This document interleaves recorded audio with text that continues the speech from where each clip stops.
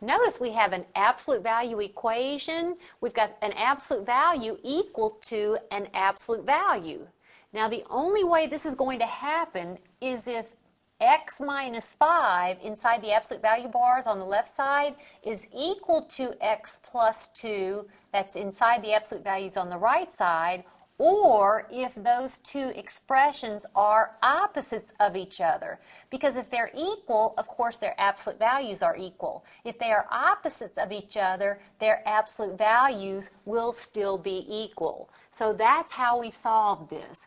For this to be true, either x minus 5 must equal x plus 2, or x minus 5 must equal the opposite of x plus 2. And I have two equations now to solve.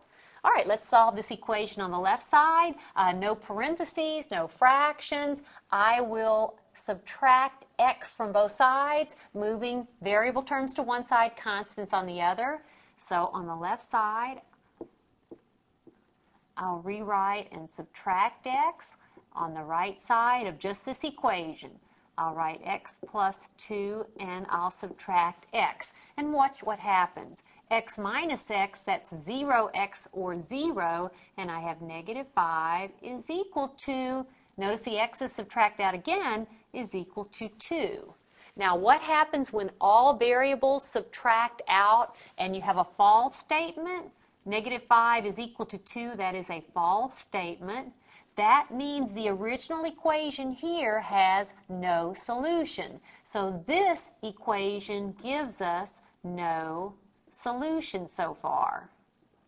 What happens on the other side? I'll have x minus 5 is equal to negative x minus 2, taking off parentheses and distributing.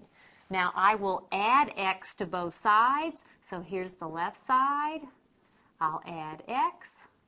And here's the right side, and I'll add x. Notice what happens on the left side. X plus x, that's 2x, minus 5 is equal to, these x's subtract out, and I get negative 2. Now let's finish solving. I'll add 5 to both sides. So here's the left side, and I will add 5. Here's the right side, and I will add 5.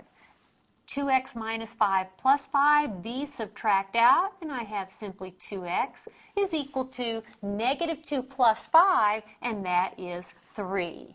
How do I finish solving this equation for x? I will divide both sides by the coefficient of x, which is 2.